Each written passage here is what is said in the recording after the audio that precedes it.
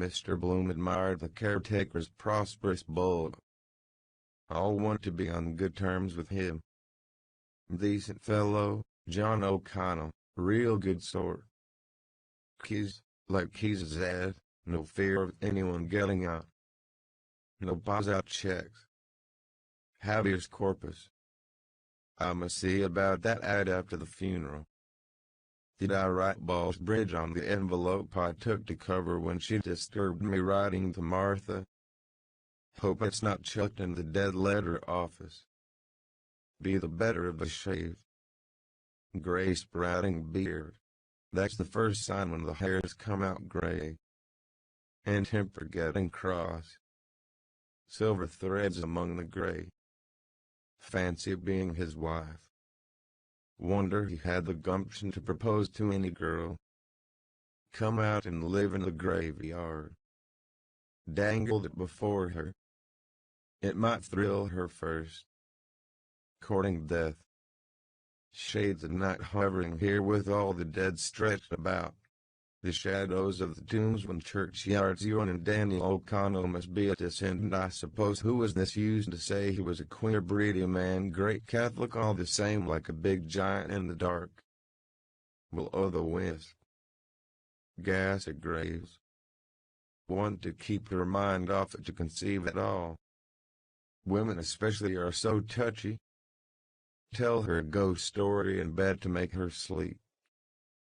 Have you ever seen a ghost? Well, I have. It was a pitch dark night. The clock was on the stroke of 12. Still they'd kiss all right if properly keyed up. Whores in Turkish graveyards. Learn anything of taking young. You might pick up a young widow here. Men like that. Love among the tombstones. Romeo. Spice of pleasure. In the midst of death we're in life. Both ends meet. Tantalizing for the poor dead. Smell of grilled beef sticks to the starving. Gnawing their vitals. Desire to greg people. Molly wanting to do it at the window. 8 children he has anyway. He has seen a fair share go under in his time. Lying around him field after field. Holy fields. More room if they buried them standing. Sitting or kneeling you couldn't. Standing. His head might come up someday above ground and a landslope with his hand pointing. All honeycombed the ground must be, oblong cells. And very neat he keeps it too, trim grass and edgings.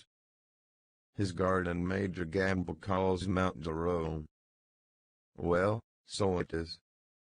Ought to be flowers of sleep. Chinese cemeteries with giant poppies growing produce the best opium mass, the Ansky told me. The botanic gardens are just over there. It's the blood sinking in the earth gives new life. Same idea those Jews they said killed the Christian boy. Every man his price. Well-preserved fat corpse, gentleman, epicure, invaluable for fruit garden. The bargain. By carcass of William Wilkinson, auditor and accountant, lately deceased, £3 13.86.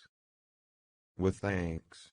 I dare say the soil would be quite fat with corpse manure, bones, flesh, nails.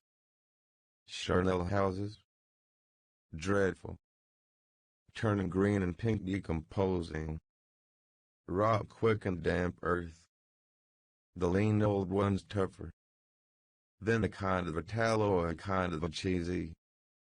Then begin to get black treacle oozing out of them. And dried up. Death moths. Of course the cells or whatever they are go on living. Changing about. Live forever practically. Nothing to feed on themselves. But they must breed a devil of a lot of maggots. Soil must be simply swirling with them. Your head it simply swirls.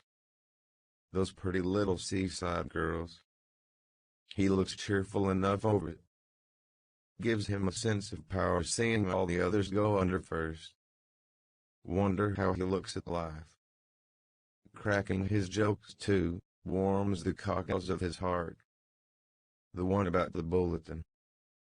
Spurgeon went to heaven 4 a.m. this morning. 11 p.m. closing time. Not arrived yet. Peter. The dead themselves, the men in it. I would like to hear an odd joke or the women to know what's in fashion. A juicy pair of ladies punch, hot, strong and sweet. Keep out the damn. You must laugh sometimes, so better do it that way. Gravators in Hamlet. Shows the profound knowledge of the human heart. Dare and single quoted joke about the dead for 2 years at least. De mortis nil nisi prius. Go out of mourning first. Hard to imagine his funeral. Seems a sort of a joke. Read your own obituary notice to say you'll live longer. Gives you second wind. New lease of life. How many have you for tomorrow? The caretaker asked. 2, Corny Kelleher said. 10:30 and 11. The caretaker put the papers in his pocket. The barrow had ceased to trundle. The mourners split and moved to each side of the hall, stepping with care around the graves. The gravators bore the coffin and set its nose on the brink, looping the bands round it. Burying him.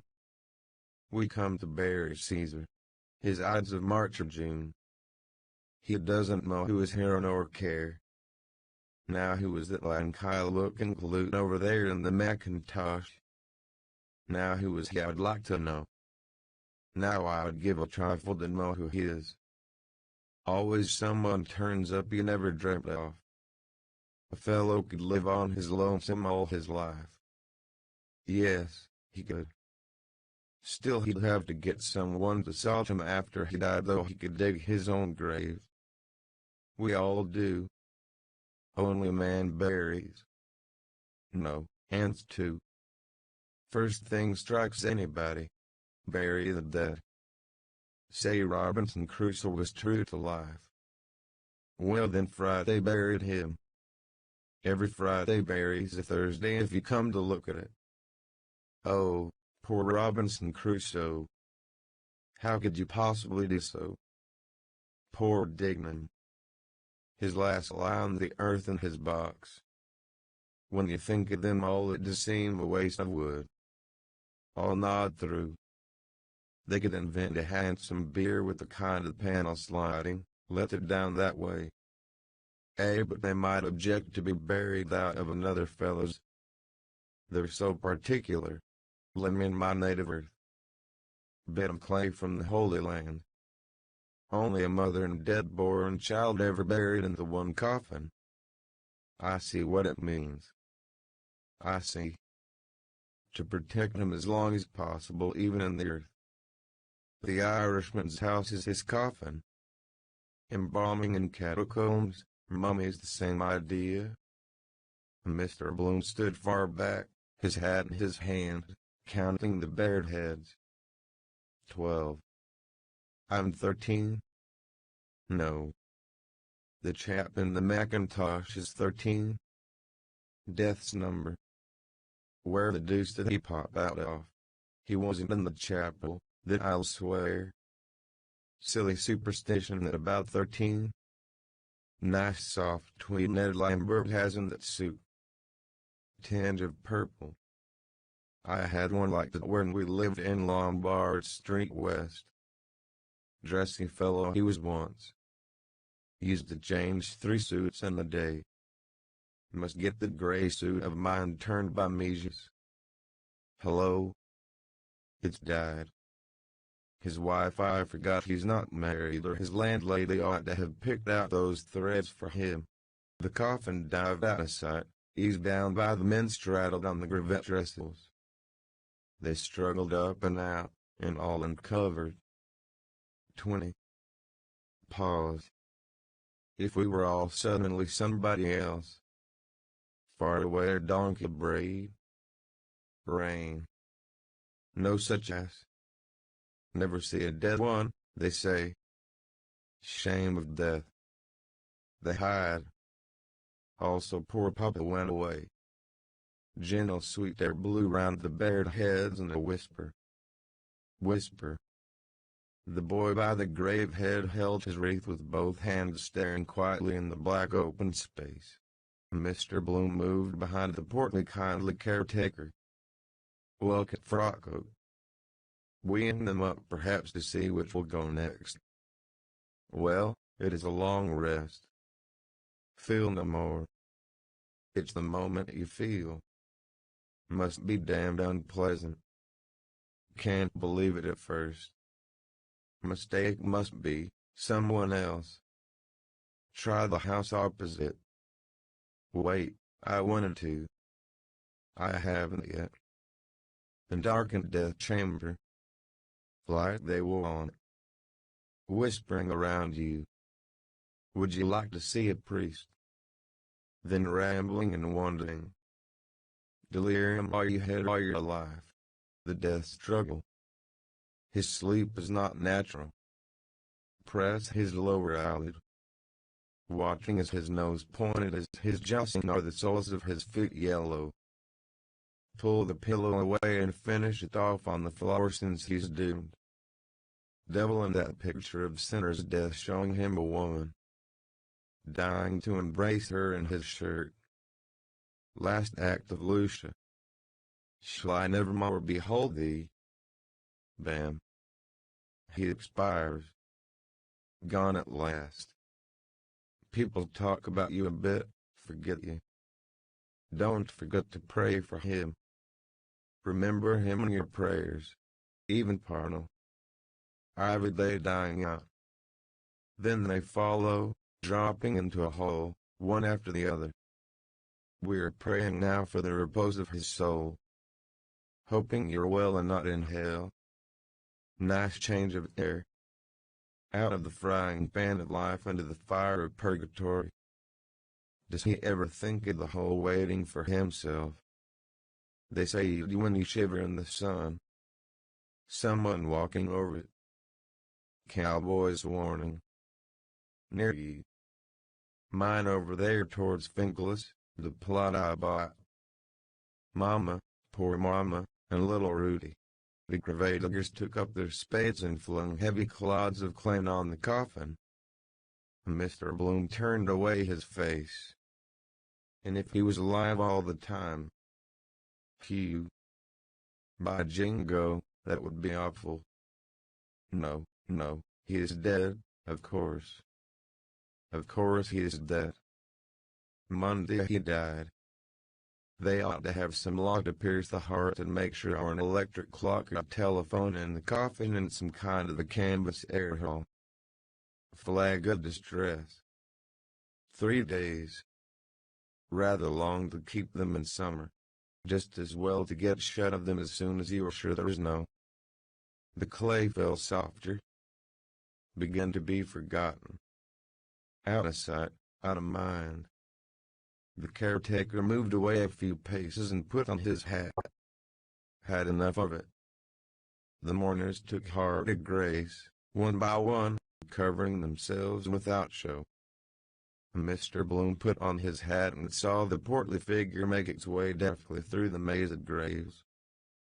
Quietly, sure of his ground, he traversed the dismal fields. Hines jotting down something in his notebook. Ah, the names. But he knows them all. No, coming to me.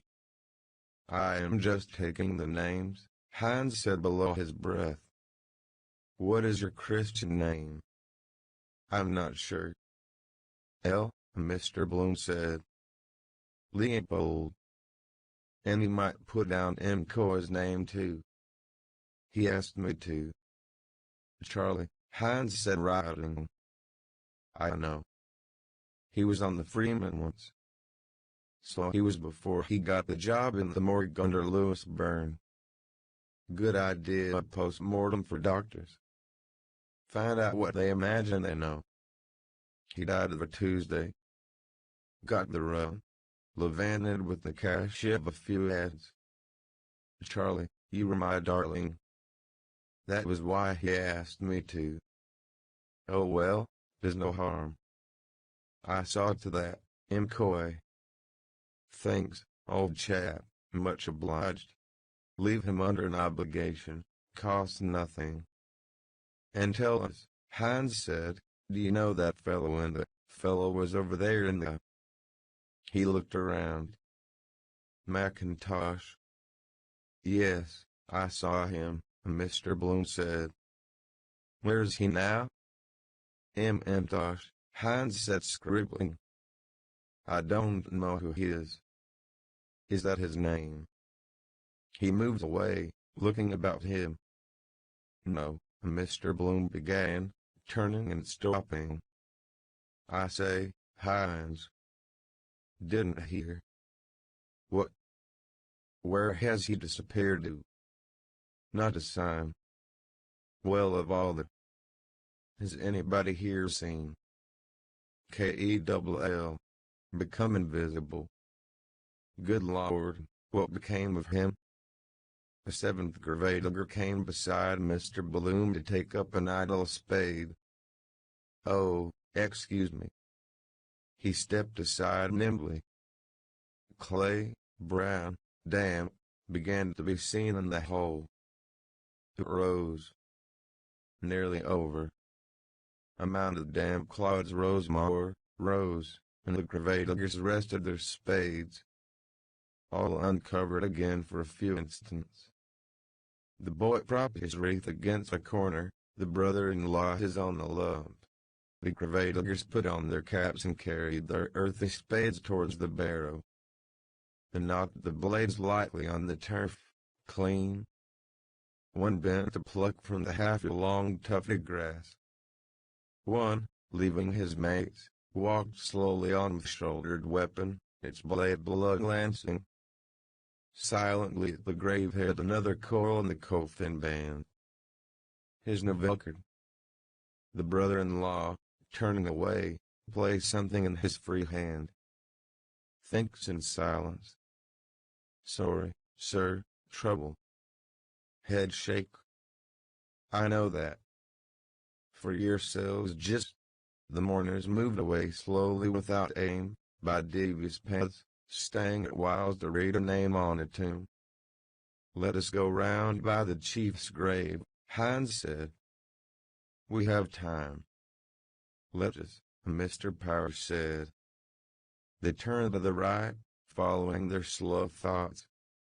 With a Mr. Powers' blank voice spoke, some say he is not in that grave at all. That the coffin was filled with stones. That one day he will come again. Hines shook his head. Parnell will never come again, he said. He's there, all that was mortal of him. Peace to his ashes. Mr. Bloom walked unheeded along his grove by saddened angels, crosses, broken pillars, family vaults, stone hopes praying with upcast eyes, old Ireland's hearts and hands. More sensible to spend the money on some charity for the living. Pray for the repose of the soul of. Does anybody really plan him and have done with him? Like down a coal chute. Then lump them together to save time. All Souls' Day. 27th I'll be at his grave. 10 shillings for the gardener.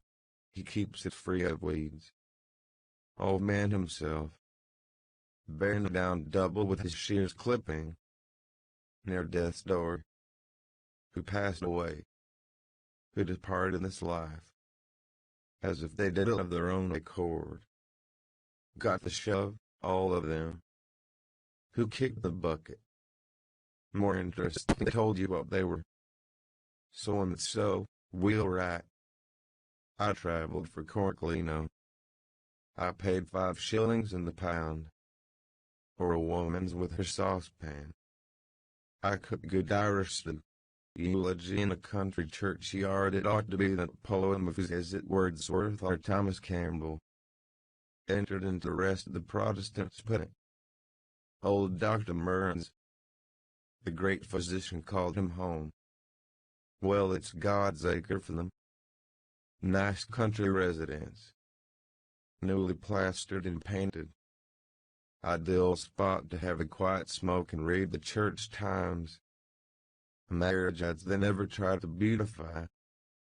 Rusty wreaths hung on knobs, garlands of bronze foil. Better value that for the money. Still, the flowers are more poetical. The other gets rather tiresome, never withering. Expresses nothing. Immortals. A bird sat tamely perched on a poplar branch. Like stuffed. Like the wedding present Alderman Hooper gave us. Who? Not a booge out of him. Knows there are no catapults to let fly at him. Dead animal even sadder. Silly-milly burying the little dead bird in the kitchen matchbox. A diazicane and bits of broken trannies on the grave. The sacred heart that is, showing it. Heart on his sleeve. Ought to be sideways and red, it should be painted like a real heart. Ireland was dedicated to it or whatever that. Seems anything but pleased. Why this infliction? Would birds come in and peck like the boy with the basket of fruit? But he said no, because they ought to have been afraid of the boy. Apollo that was. How many? All these here once walked round Dublin. Faithful departed. As you are now, so once were we. Besides, how could you remember everybody? Eyes, walk, the voice. Well, the voice, yes, gramophone. Have a gramophone in every grave or keep it in the house. After dinner on a Sunday. Put on poor old great-grandfather. Craw-ark. Hello, I'm awfully glad, Craw-ark, awfully glad to see you again. Hello, I'm off KRPTHSTH. Remind you of the voice like the photograph reminds you of the face. Otherwise you couldn't remember the face after 15 years, say. For instance, who? For instance, some fellow that died when I was in wisdom, please. RTSDSDR. A rattle of pebbles. Wait. Stop. He looked down intently into a stone crypt. Some animal. Wait. There he goes. An obese gray rat trotted along the side of the crypt, moving the pebbles. An old stager, great-grandfather, he knows the ropes. The gray alive crushed itself in under the plinth, wriggled itself in under it. Good hiding place for treasure. Who lives there? Are lay the remains of Robert Emery. Robert Emmett was buried here by torchlight, wasn't he? Making his rounds. Till gone now. One of those chaps would make short work of a fellow. Pick the bones clean no matter who it was. Ordinary meat for them. A corpse's meat gone bad. Well, and what's cheese? Corpse of milk. I read in that Voyages in China that the Chinese say a white man smells like a corpse. Cremation better. Priests dead against it. Deviling for the other firm. Wholesale burners and Dutch oven dealers. Time of the plague. Quick fever pits to eat them. Lethal chamber. Ashes to ashes. Or bury at sea. Where's that Parsi Tower of Silence? Eaten by birds. Earth, fire, water. Drowning, they say, is the pleasantest. See your whole life in a flash. But being brought back to life, no. Can't bury in the air, however. Out of a flying machine. Wonder does the news go about whenever a fresh one is let down. Underground communication. We learned it from them. Wouldn't be surprised. Regular square feed for them. Flies come before he's well dead. got wind of digging. They wouldn't care about the smell of it. So twat crumbling mush of corpse, smell, taste like raw white turnips. The gates glimmered in front, still open. Back to the world again. Enough of this place. Brings you a bit nearer every time. Last time I was here was Mrs. Haniko's funeral. Poor Papa too. The love that kills. And even scraping up the earth at night with a lantern like that case I read of to get at fresh buried females or even putrefied with running grave sores. Give you the creeps after a bit. I will appear to you after death. You will see my ghost after death. My ghost will haunt you after death. There's another world after death named hell. I do not like that other world you wrote. No more do I plenty to see and hear and feel yet. Feel of warm beings near ye. Let them sleep in their maggoty beds. They are not going to get me this innings. Warm beds, warm full-blooded life. Martin Cunningham emerged from beside the path, talking gravely. Solicitor, I think. I know his face. Minton, John Henry, solicitor, commissioner frozen affidavits. Dignam used to be in his office. Matt Dillon's long ago. Jolly Matt. Convivial evenings. Cold fowl, cigars, the Tantalus glasses. Heart of gold really. Yes, Minton. Got his rag out the evening on the bowling green because I sailed inside him. Pure fluke in mine, the bias. Why he took such a rude dislike to me. Hate at first sight. Molly and Floyd Dillon linked under the lilac tree, laughing. Fellow always like that, mortified if women are by. Got a dent in the side of his hat. Carriage probably. Excuse me, sir, Mr. Bloom said beside them. They stopped. Your hat is a little crushed, Mr. Bloom said pointing. John Henry Minton stared at him for an instant without moving. There, Martin Cunningham helped, pointing also. John Henry Minton took off his hat, bowled out the dent and smoothed the nap with care on his coat sleeve. He clapped the hat on his head again. It's all right now, Martin Cunningham said. John Henry Minton jerked his head down in acknowledgement. Thank you, he said shortly. They walked on towards the gates. Mr. Bloom, chapfallen, drew behind a few paces so as not to overhear. Martin laying down the law. Martin could wind a sappy head like that round his little finger, without his seeing it. Oyster eyes. Never mind. Be sorry after perhaps when it dawns on him. Get the pull over him that way. Thank you. How grand we are this morning. In the heart of the Hibernian metropolis before Nelson's pillar trams slowed, shunted, changed trolley, started for Blackrock, Kingstown and Dacky, Klonskia, Rathger and Terrenier, Palmerston Park and Upper Rathmont, Sandy Mount Green, Rathmont, ring-setting Sandy Mount Tower, Harold's Cross. The Horse Dublin United Tramway Company's timekeeper bawled them off, Rathger and Terrenier. Come on, Sandy Mount Green. Right and left parallel clanging ringing a double-decker and a single that moved from their railheads, swerved to the down line, glided parallel.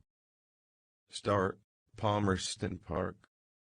The wearer of the crown under the porch of the General Post Office showblacks called and polished. Parked in North Princess Street His Majesty's vermilion mail cars, bearing on their sides the royal initials, E.R., received loudly flung sacks of letters, postcards, letter cards, parcels, insured and paid, for local, provincial, British and overseas delivery. Gentlemen of the press gross-booted draymen rolled barrels dull thudding out the prince's stores and bumped them up on the brewery float. On the brewery float bumped dull thudding barrels rolled by gross-booted draymen out of prince's stores. There it is, Red Murray said. Alexander Keys. Just cut it out, will you? Mr. Bloom said, and I'll take it round to the telegraph office. The door of Rutledge's office creaked again. Davy Stevens, men in a large carpet coat, a small felt hat crowning his ringlets, passed out with a roll of papers under his cape, a King's Courier. Red Murray's long shears sliced out the advertisement from the newspaper in 4 clean strokes. Scissors and paste. I'll go through the printing works, Mr. Bloom said, taking the cut square. Of course, if he wants a part, Red Murray said earnestly, a pen behind his ear, we can do him one. Right, Mr. Bloom said with a nod. I'll rub it in. Wait. William Braden, Esquire, of Oakland, Sandy Mount. Red Murray touched Mr. Bloom's arm with the shears and whispered, Braden. Mr. Bloom turned and saw the liveried porter raise his lettered cap as a stately figure entered between the newsboards of the Weekly Freeman and National Press and the Freeman's Journal and National Press. Dull thudding against his barrels. It passed steadily up the staircase, steered by an umbrella, a solemn beard for mid-face. The broadcloth back ascended each step, back. All his brains are in the nape of his neck, Simon Delos says. Welts of flesh behind on him. Fat folds of neck, fat, neck, fat, neck. Don single quote, do you think his face is like our Savior? Red Murray whispered. The door of Rutledge's office whispered, creak. They always build one door opposite another for the wind to. Way in. Way out. Our Savior, beer-framed oval face, talking in the dusk. Mary, Martha. Steered by an umbrella soared to the footlights, Mario the tenor. Her like Mario, Mr. Bloom said. Yes, Red Murray agreed. But Mario was said to be the picture of our Savior. Jesus Mario with rougy cheeks, doublet and spindle legs. Hand on his heart. And Martha. Cohen thou lost one, Cohen thou dear one. The crozier and the pen his grace phoned down twice this morning, Red Murray said gravely. They watched the knees, legs, boots vanish. Neck. A telegram boy stepped in nimbly, threw an envelope on the counter and stepped off hostess with the word, Freeman.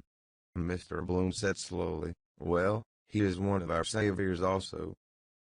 A meek smile accompanied him as he lifted the counter flap, as he passed in through a side door and along the warm dark stairs and passage, along the now reverberating boards. But will he save the circulation? Thumping. Thumping.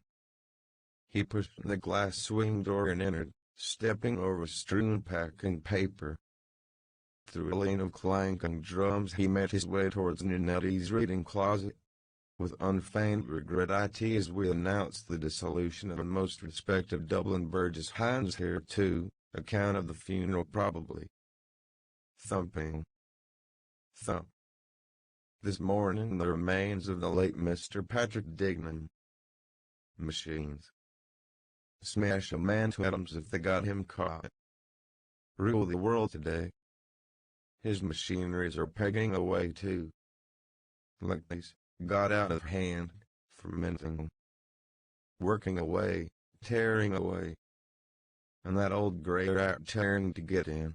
How a great daily organ is turned out. Mr. Bloom halted behind the foreman's spare body, admiring a glossy crown. Strange he never saw his real country. Ireland my country. Member for College Green. He boomed that workaday worker tag for all it was worth. It's the ads and side features sell a weekly, not the stale news in the official Gazette. Queen Anne is dead. Published by authority in the year 1000 in demand situate in the townland of Rosenalis, barony of Tinahenge. To all whom it may concern, schedule pursuant to statute showing return of number of mules and genets exported from Ballina. Nature notes. Cartoons. Phil Blake's weekly Pat and Bull story. Uncle Toby's page for Tiny Tots. Country Bumpkins queries. Dear Mr. Editor, what is a good cure for flatulence? I'd like that part. Learn a lot teaching others. The personal note. MAP mainly all pictures. Shapely feathers on golden strand. World's biggest balloon. Double marriage of sisters celebrated. Two bridegrooms laughing heartily at each other. Cuprani 2, printer. More Irish than the Irish. The machines clanking 3 for time. Thump, thump, thump. Now if he got paralyzed there and no one knew how to stop them, they'd clank on and on the same, print it over and over and up and back. Monkey doodle the whole thing. Want a cool head? Well, get it into the evening edition, Counselor, Hines said. Soon be calling him my Lord Mayor. Long John is backing him, they say. The foreman, without answering, scribbled press on a corner of the sheet and made a sign to a typesetter. He handed the sheet silently over the dirty glass screen. Right, thanks, Hines said, moving off. Mr. Bloom stood in his way. If you want the draw, the cashier is just going to lunch, he said, pointing backward with his thumb. Did you? Hines asked. Millimeters, Mr. Bloom said. Look sharp and you'll catch him. Thanks, old man, Hines said. I'll tap him too. He hurried on eagerly towards the Freeman's Journal. 3 Bob Island, him and Mars. 3 weeks. Third hint. We see the canvas ready to work. Mr. Bloom laid his cutting on Mr. Nunetti's desk. Excuse me, Counselor, he said. This head, you see. Keys, you remember. Mr. Nunetti considered the cutting a while and nodded. He wants it in for July, Mr. Bloom said. The foreman moved his pencil towards it. But wait, Mr. Bloom said. He wants it changed. Keys, you see. He wants 2 keys at the top. Hell of a racket they make. He doesn't hear it. Nannin. Our nerves. Maybe he understands what the foreman turned around to hear patiently and, lifting an elbow, began to scratch slowly in the armpit of his alpaca jacket. Like that, Mr. Bloom said, crossing his forefingers at the top. Let him take that one first. Mr. Bloom, glancing sideways up from the cross he had made, saw the foreman's sallow face, think he has a touch of jaundice, and beyond the obedient reels feeding in huge webs of paper. Clank it. Clank it. Miles of it unreeled. What becomes of it after? Oh, wrap up meat, parcels, various uses, 1001 things. Slipping his words deftly into the pauses of the clanking, he drew swiftly on the scarred woodwork. House of key, E.S. like that, see. 2 crossed keys here. A circle. Then here the name. Alexander Keys, T, Wine and Spirit Merchant. So on. Better not teach him his own business. You know yourself, Counselor, just what he wants. Then round the top and let it, the House of Keys. You see. Do you think that's a good idea? The foreman moved his scratching hand to his lower ribs and scratched there quietly. "The idea," Mr. Bloom said, "is the House of Keys. You know, Counselor, the Manx Parliament. Innuendo of Home Rule. Tourists, you know, from the Isle of Man. Catches the eye, you see. Can you do that?" I could ask him perhaps about how to pronounce that voglio. But then if he didn't know, only make it awkward for him. Better not. "We can do that," the foreman said. "Have you the design?" "I can get it," Mr. Bloom said. "It was in a Kilkenny paper. He has a house or two. I'll just run out and ask him." "Well, you can do that in just a little part, calling attention. You know the usual. He'll class licensed premises. Long felt one. So on." The foreman thought for an instant. "We can do that," he said. "Let him give us a 3 months renewal." The typesetter brought him a limp leapage. He began to check it silently. Mr. Bloom stood by, hearing the loud throbs of cranks, watching the silent typesetters at their cases. Orthographical one to be sure of his spelling. Proof fever. Cunningham forgot to give us his spelling bee conundrum this morning. It is amusing to view the end part when Arleldom borrowed 2 R's at double S men of a harassed peddler while gauging the cemetery with the Y of a peeled pear under a cemetery wall. Silly, isn't it? Cemetery put in of course on account of the cemetery. I should have said when he clapped on his topper. Thank you. I ought to have said something about an old hat or something. No. I could have said, "Looks as good as new now." See his fizz then. SLLT.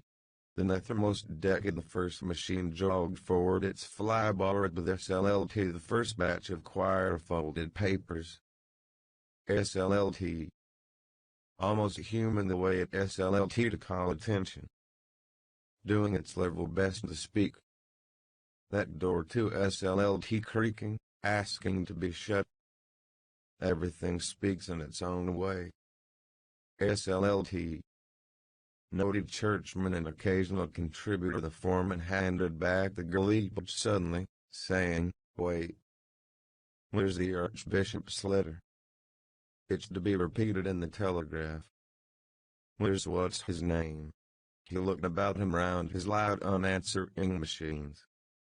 "Monks, sir?" a voice asked from the casting box. "Eh? Where's Monks?" "Monks." Mr. Bloom took up his cutting. "Time to get out." "Then I'll get the design, Mr. Nanetti," he said, "and you'll give it a good place I know." "Monks?" "Yes, sir. 3 months renewal.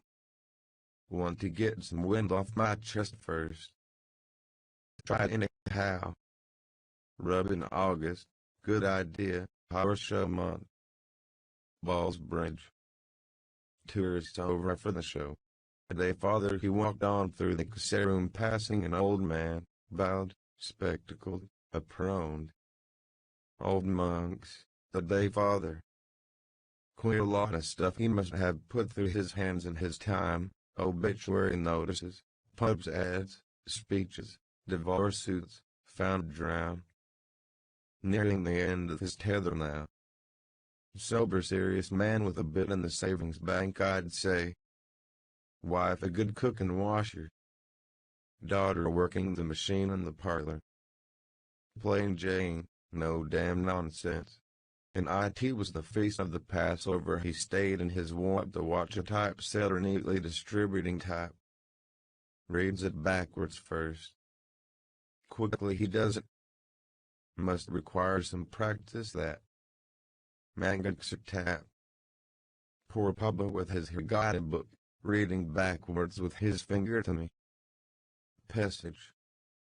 next year in Jerusalem. Dear, oh dear. All that long business about that brought us out of the land of Egypt and into the house of Jaliliah. Shema Israel Adonai Elohenu. No, that's the other. Then the 12 brothers, Jacob's sons. And then the lamb and the cat and the dog and the stick and the water and the butcher. And then the angel of death kills the butcher and he kills the ox and the dog kills the cat. Sounds a bit silly till you come to look into it well. Just as it means, but it's everybody eating everyone else. That's what life is after all. How quickly he does that job. Practice makes perfect. Seems to see with his fingers. Mr. Bloom passed on out of the clanking noises through the gallery onto the landing. Now am I going to tram it out all the way and then catch him out perhaps? Better phone him up first. Number. Yes. Same as Simpson's house. 28. 2844. Only once more that Soapy went down the house staircase. The dude scrawled all over those walls with matches.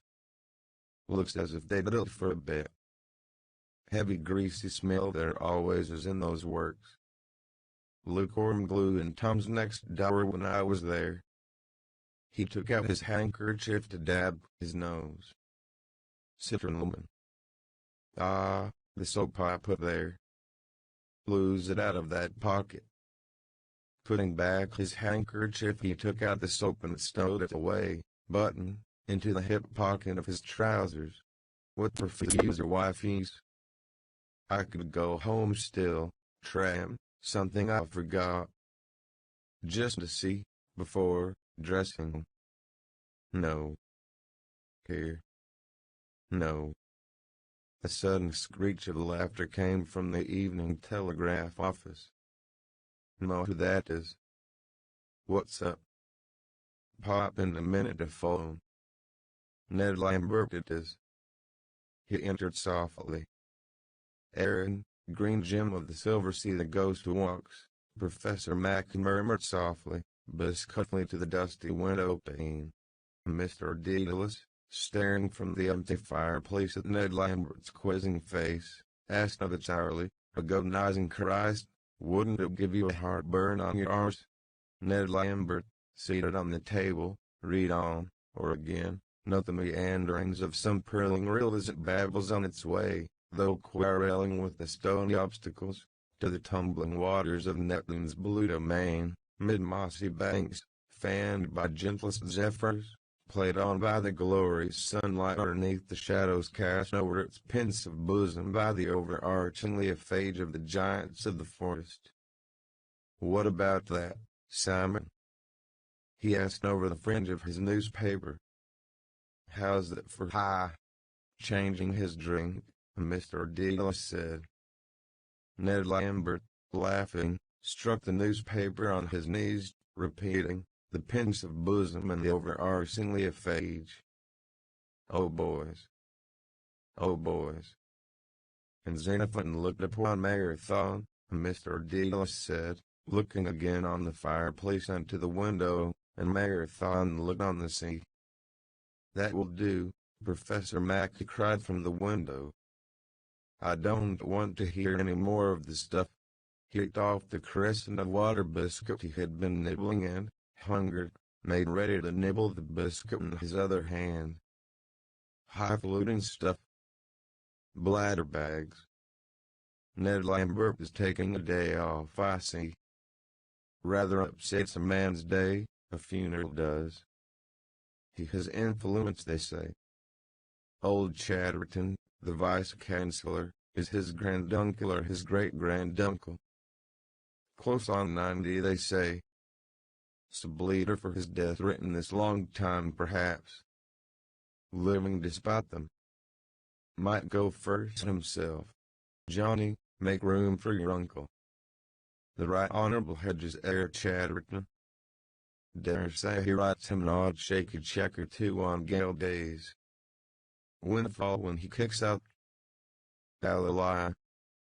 Just another spasm, Ned Lambert said. What is it? Mr. Bloom asked. A recently discovered fragment of Cicero, Professor Mac answered with pomp of tone. Our lovely land. Short but to the point whose land? Mr. Bloom said simply. Most pertinent question, the professor said between his chews. With an accent on the whose. Dan Dawson's land, Mr. Ulysses said. Is it his speech last night? Mr. Bloom asked. Ned Lambert nodded. But listen to this, he said. The doorknob hit Mr. Bloom in the small of the back as the door was pushed in.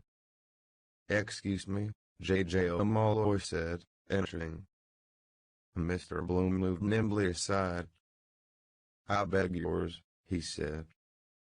Good day, Jack. Come in. Come in. Good day. How are you, Ulysses? Well. And yourself? J.J. O'Malley shook his head. Sad cleverest fellow at the junior bar he used to be. Decline, poor chap. That hectic flush spells finis for a man. Touch and go with him. What's in the wind, I wonder? Money worry.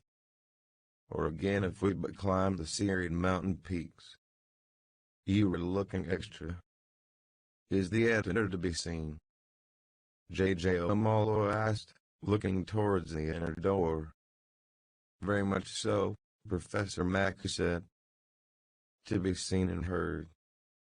He's in his sanctum with Lenehan. J.J. O'Malley strolled to the sloping desk and began to turn back the pink pages of the file. Practice dwindling. A myth of being. Losing heart. Gambling. Debts of honor. Reaping the whirlwind.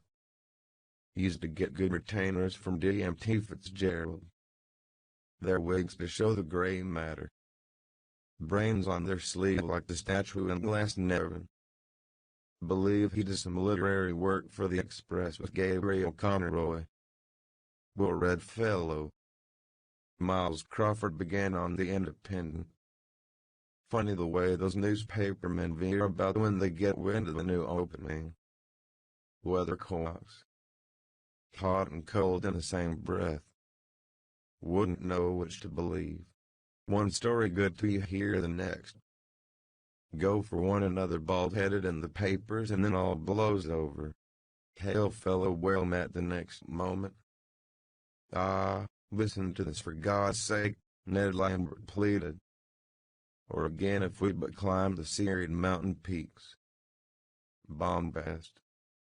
The professor broke in testily. Enough of the inflated windbag.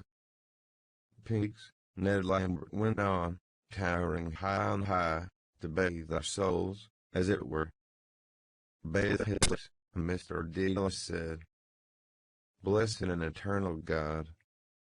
Yes. Is he taking anything for it? As 'twere, in the peerless panorama of Ireland's portfolio, unmatched, despite their well-praised prototypes and other vaunted prize regions, for very beauty, of bosky grove and undulating plain and luscious pasturel and of vernal green, steeped in the transcendent translucent glow of our mild mysterious Irish twilight. His native Doric the moon, Professor Mac said. He forgot Hamlet. That man goes the vista far and wide and wait till the glowing orb of the moon shine forth to irradiate her silver effulgence. Oh? Mr. Ulysses cried, giving vent to a hopeless groan. Shite and onions. That'll do, Ned. Life is too short. He took off his silk hat and, blowing out impatiently his bushy mustache, Welsh combed his hair with raking fingers. Ned Lambert tossed the newspaper aside, chuckling with delight. An instant after a hoarse bark of laughter burst over Professor Mac's unshaven black spectacled face. "Dowie daw!" he cried. What weather say all very fond jeer that now in cold print, but it goes down like hot cake, that stuff. He was in the bakery line too, wasn't he? Why they call him Dowie Daw. Feathered his nest well anyhow. Daughter engaged to that chap in the Inland Revenue Office with the motor. Hooked it nicely. Entertainments. Open house. Big blowout. Weather always said that. Get a grip of them by the stomach. The inner doorway was opened violently, and a scarlet-beaked face, crested by a comb of feathery hair, thrust itself in. The bold blue eyes stared about them, and the harsh voice asked, "What is it?" And here comes the sham squire himself. Professor Mac said grandly, "Get to Nowthat, you bloody old pedagogue." The editor said in recognition. "Come, Ned," Mr. Delos said, putting on his hat. "I must get a drink after that." "Drink?" the editor cried. "No drink served before Mass." "Quite right, too," Mr. Delos said, going out. "Come on, Ned." Ned Lambert sidled down from the table. The editor's blue eyes roved towards Mr. Bloom's face, shadowed by a smile. "Will you join us, Miles?" Ned Lambert asked. Memorable battles recalled Northcote militia. The editor cried, striding to the mantelpiece. "We won every time. Northcote and Spanish officers." "Where was that, Miles?" Ned Lambert asked with a reflective glance at his toe caps. "In Ohio." The editor shouted. "So it was, begad," Ned Lambert agreed. Passing out, he whispered to J.J. O'Malley, incipient jigs. "Sad case. Ohio." The editor crowed in high treble from his uplifted scarlet face. "My Ohio. A perfect critic." The professor said. "Long, short and long. Oh, Harpy Olean." He took a reel of dental floss from his waistcoat pocket and, breaking off a piece, twanged it smartly between two of his resonant unwashed teeth. Bang bang, bang bang. Mr. Bloom, seeing the coast clear, made for the inner door. "Just a moment, Mr. Crawford," he said. "I just want to phone about an ad." He went in. "What about that later this evening?" Professor Mac asked, coming to the editor and laying a firm hand on his shoulder. "That'll be all right," Miles Crawford said more calmly. "Never you fret. Hello, Jack." "That's all right." "Good day, Miles," J.J. O'Malley said, letting the pages he held slip limply back on the file. "Is the Canada Swindle case on today?" The telephone whirred inside. 28. No, 20. 44. Yes. Spot the Linehan came out of the inner office with sports tissues. "Who wants a dessert for the Gold Cup?" he asked. Setner with O'Madden up. He tossed the tissues onto the table. Screams of newsboys barefoot in the hall rushed near, and the door was flung open. "Hush," Linehan said. "I hear footsteps."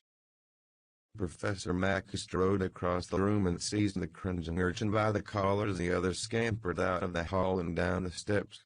The tissues rustled up, and the giraffe floated softly in the air. Blue scrawls and under the table came to earth. "It wasn't me, sir. It was the big fellow shoved me, sir." "Throw him out and shut the door," the editor said. "There's a hurricane blowing." Linehan began to paw the tissues up from the floor, grunting as he stooped twice. "Waiting for the racing special, sir," the newsboy said. "It was Pat Farrell shoved me, sir." He pointed at two faces peering around the door frame. "Him, sir. Out of this with you," Professor Mack said gruffly.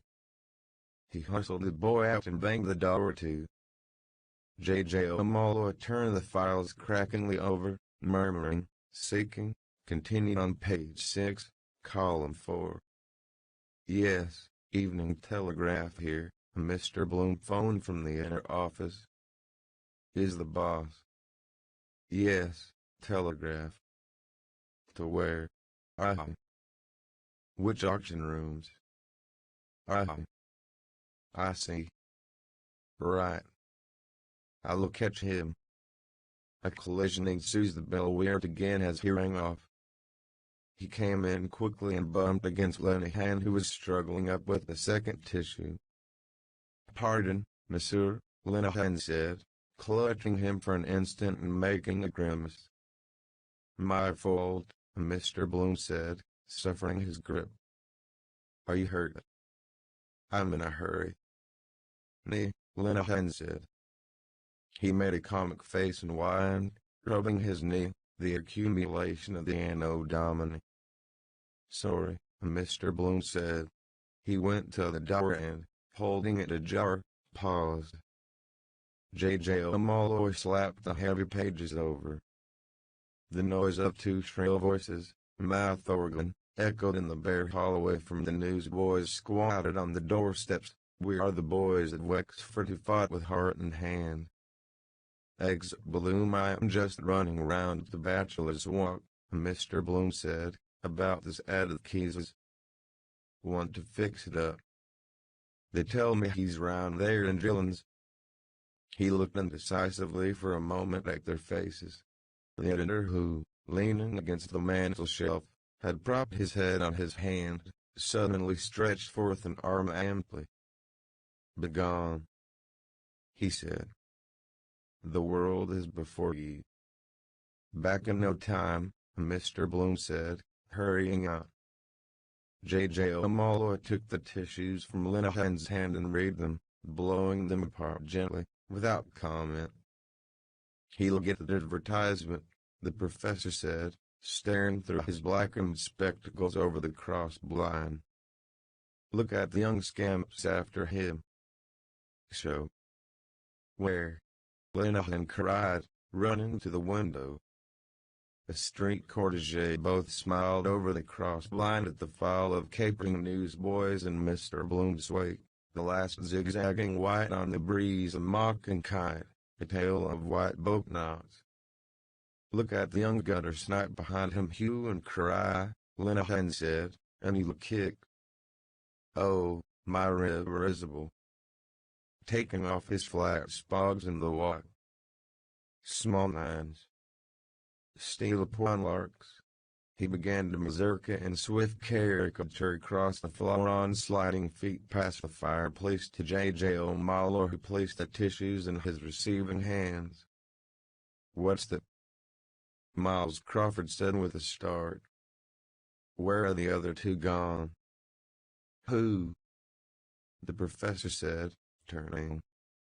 "They're gone round to the Oval for drink.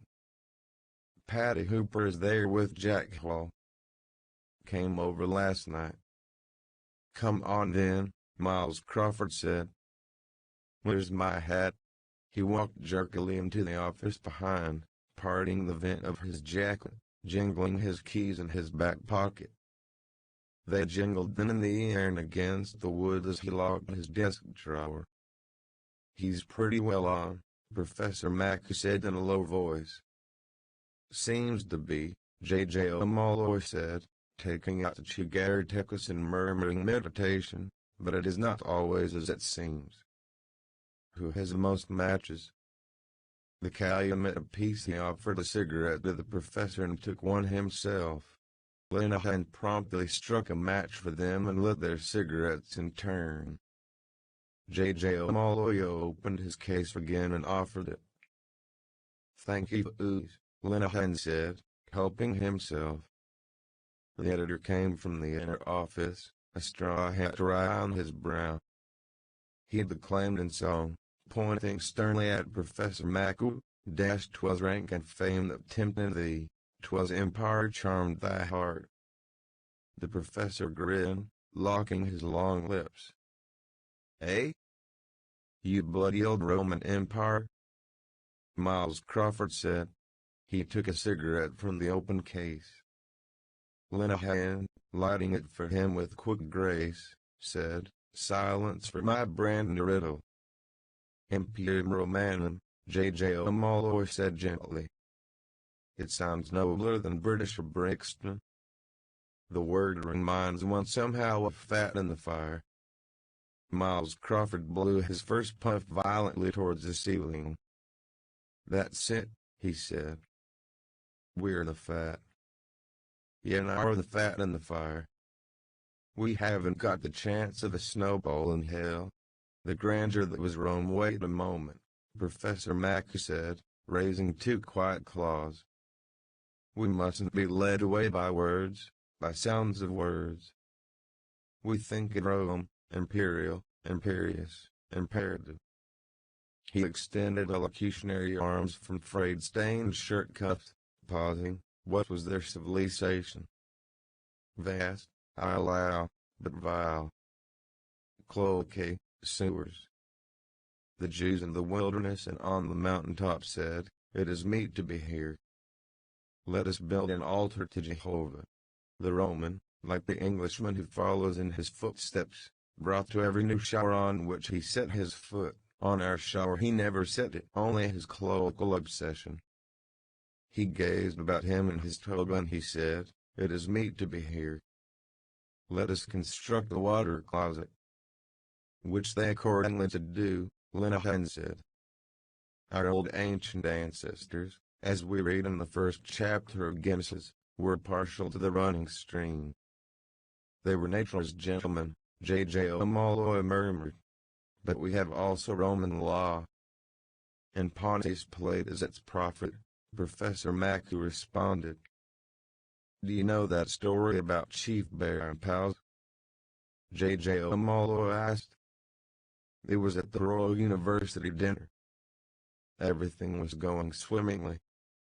First my riddle, Lenehan said. Are you ready? Mr. O'Maddenberg, tall and copious gray of Donegal tweed, came in from the hallway. Stephen Ulysses, behind him, uncovered as he entered. Antres, MES infants. Lenehan cried. I escort the suppliant, Mr. O'Maddenberg said melodiously. Youth led by experience visits notoriety. How do you do? The editor said, holding out a hand. Come in. Your governor is just gone. Lenehan said all, silence. What opera resembles a railway line? Reflect, ponder, excogitate, reply. Stephen handed over the typed sheets, pointing to the title and signature.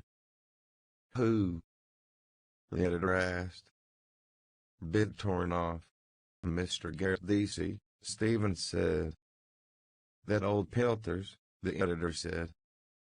Who tore it? Was he short taken? On swift sail flaming from storm and south he comes, pale vampire, mouth to my mouth. Good day, Stephen, the professor said, coming to peer over their shoulders. Foot and mouth.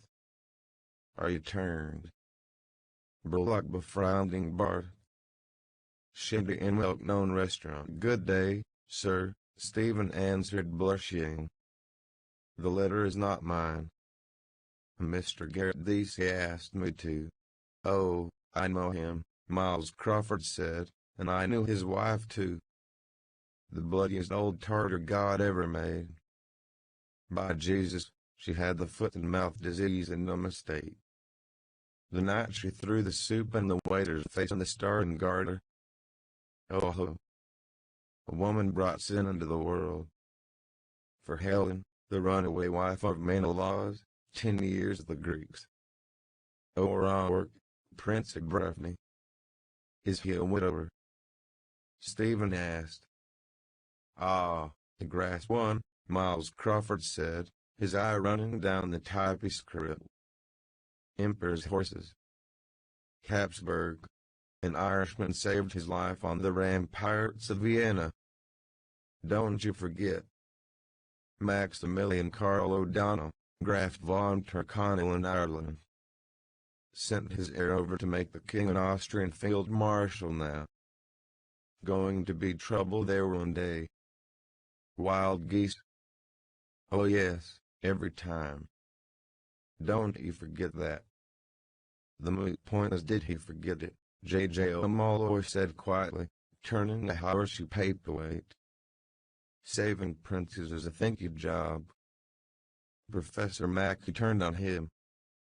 And if not, he said, I'll tell you how it was. Miles Crawford began. A Hungarian it was one day. Lost causes. Noble Marquis mentioned we were always loyal to lost causes, the professor said. Success for us is the death of the intellect and of the imagination. We were never loyal to the successful. We serve them. I teach the blatant Latin language. I speak the tongue of a race, the acme of whose mentality is the maxim, time is money. Material domination. Dominus. Lord. Where's the spirituality? Lord Jesus. Lord Salisbury. A sofa in a West End club.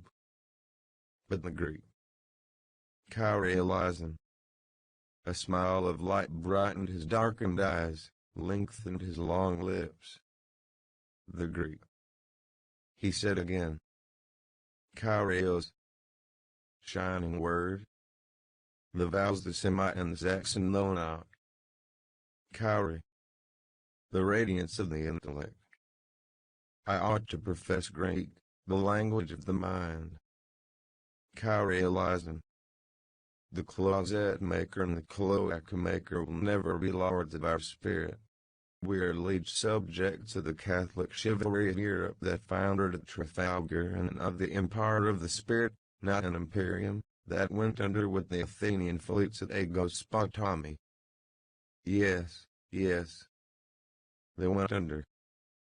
Pyrrhus, misled by an oracle, made a last attempt to retrieve the fortunes of Greece. Loyal to a lost cause. He strode away from them towards the window. They went forth to battle, and Mr. O'Maddenburg said grayly, but they always fell. Boo-hoo. Lenehan wept with a little noise, owing to a brick received in the latter half of the matinee. Poor Paris. He whispered the near Stephen's ear, Lenehan's limerick. There's a ponderous punter Mac who wears goggles of ebony hue. As he mostly sees double to wear than my trouble. I can't see the Joe Miller. Can you? And mourning for solace, Mulligan says. Whose mother's beastly death? Miles Crawford crammed the sheets into a side pocket. That'll be all right, he said. I'll read the rest after. That'll be all right. Lenehan extended his hands in protest. But my riddle, he said. What opera is like a railway line? Opera. Mr. O'Maddenburg's sphinx face rattled. Lenehan announced gladly, the Rose of Castile. See Louise? Rose of Castile. Gee. He poked Mr. O'Maddenburg mildly in the spleen. Mr. O'Maddenburg fell back with grace on his umbrella, feigning a gasp. Help. He sighed. I feel a strong weakness. Lenehan, rising to tiptoe, fanned his face rapidly with the rustling tissues. The professor, returning by way of the files, swept his hand across Stephen's and Mr. O'Maddenburg's loose ties. Paris, past and present, he said. You look like communards. Like fellows who had blown up the Bastille, J.J. O'Malley said in quiet mockery. Or was it you shot the long lieutenant of Finland between you? You look as though you had done the deed. General Bobrikov. Omnium Gatherum, we were only thinking about it, Stephen said. All the talents, Miles Crawford said. Law, the classics. The turf, Linehan put in. Literature, the press. If Balloon were here, the professor said. The gentle art of advertisement. And Madame Bloom, Mr. O'Maddenberg added. The vocal muse. Dublin's prime favorite. Linehan gave a loud cough. He said very softly. Oh, for a fresh breath air. I caught a cold in the park. The gate was open. You can do it. The editor laid a nervous hand on Stephen's shoulder. I want you to write something for me, he said. Something with a bite in it. You can do it. I see it in your face. In the lexicon of youth. See it in your face. See it in your eye. Lazy-eyed little schemer. Foot and mouth disease. The editor cried in scornful invective. Great nationalist meeting in Borsenussery. All balls. Bulldozing the public. Give him something with a bite in it. Put us all into it, damn its soul. Father, Son and Holy Ghost and Jakes M. Carthy. We can all supply mental pabulum, Mr. O'Maddenberg said. Stephen raised his eyes to the bold unheeding stare. He wants you for the press gang, J.J. O'Malloy said. The great Gallagher, you can do it, Miles Crawford repeated, clenching his hand in emphasis. Wait a minute.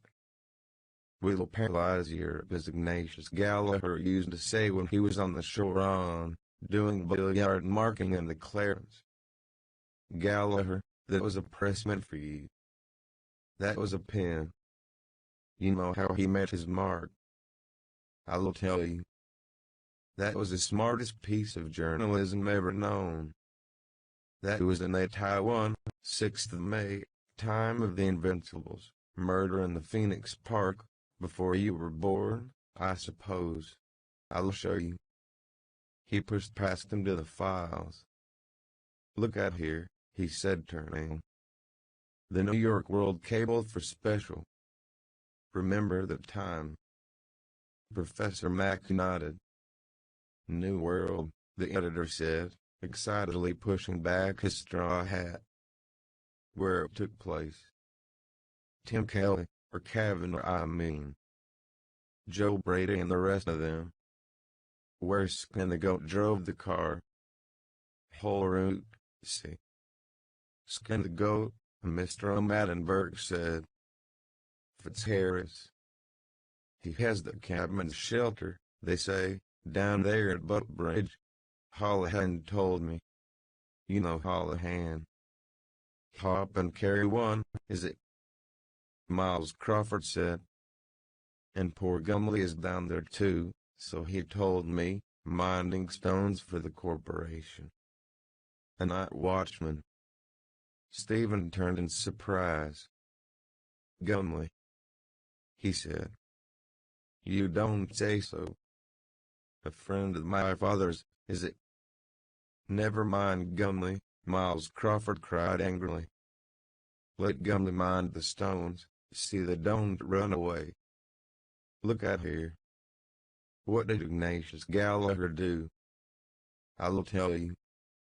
Inspiration of genius. Cabled right away. Heavy Weekly Freeman of the 17th of March. Right. Have you got that? He flung back pages of the files and stuck his finger on a point. Take page 4, advertisement for Bransom's coffee, let us say. Have you got that? Right. The telephone weird. A distant voice, I'll answer it, the professor said, going. Bees Park Gate. Good. His finger leapt and struck point after point, vibrating. T is vice a regular lodge. C is where murder took place. K is now Maroon Gate. The loose flesh of his neck shook like a cock's wattles. An ill's tart dick jutted up, and with a rude gesture he thrust it back into his waistcoat. Hello? Evening Telegraph here. Hello? Who's there? Yes. Yes. Yes. F to P as the roots and the goat drove the car for an alibi, and Chickore, round town, Windy Arbor, Palmerston Park, Ranelagh. FABP got that. X is Davies Public House and up Releasing Street. The professor came to the inner door. Bloom is at the telephone, he said. Tell him go to hell, the editor said promptly. X is Davies Public House, see. Clever, very clever, Linehan said. Very. Gave it to them on their hot plate, Miles Crawford said, the whole bloody history. Nightmare from which he will never wake. I saw it, the editor said proudly. I was present. Dick Adams, the best-hearted bloody courtman the Lord ever put the breath of life in, and myself. Linehan bowed to a shape of air, announcing, Madam, I'm Adam. And able was I ere I saw Alba. History. Miles Crawford cried. The old woman at Prince's Street was the first. There was weeping and gnashing of teeth over that. Out of an advertisement. Gregor Gray made the design for it. That gave him the leg up. Then Patty Hooper worked Taipei, who took him onto the Star. Now he's got in with Blumenfeld. That's press. That's talent. Pike. He was all their daddies. The father of scared journalism, Linehan confirmed, and the brother-in-law of Chris Callanan. Hello? Are you there? Yes, he's here still. Come across yourself. Where do you find a pressman like that now, eh? The editor cried. He flung the pages down. Climbed ever, Linehan said to Mr. O'Maddenberg. Very smart, Mr. O'Maddenberg said. Professor Mack came from the inner office. Talking about the Invincibles, he said. Did you see that some hawkers were up before the recorder? Oh yes, J.J. O'Malloy said eagerly. Lady Dudley was walking home through the park to see all the trees that were blown down by that cyclone last year and thought she'd buy a view of Dublin. And it turned out to be a commemoration postcard of Joe Brady or number 1 or Skin the Goat. Right outside the Viceroy Lodge, imagine. They're only in the hook and eye department, Miles Crawford said. Press in the bar. Where have you man now at the bar like those fellows, like Whiteside, like Isaac Butt, like Silver-tongued O'Hagan? Eh? Ah, bloody nonsense. Only in the halfpenny place. His mouth continued to twitch on speaking in nervous curls of disdain. Would anyone wish that mouth for her kiss? How do you know? Why'd you write it then? Rhymes and Reason's mouth, south. Is the mouth south some way? Or the south of mouth? Must be some. South, pout, out, shout, drown. Rhymes, 2 men dressed the same, looking the same, 2 by 2. Group of dots, la two pace, group of dots, J parlor TPAs. Mentor el vento, comfort, cetes. He saw them 3 by 3, approaching girls, in green, in rose, in russet, entwining, for el air perso, in mauve, and purple, quella pacifica orielfiamma, gold of the rifle am, dower mirar fe pure dinty. But I old men, penitent, leaden-footed, under darkneath the night, mouth south, to moon. Speak up for yourself, Mr. O'Maddenberg said.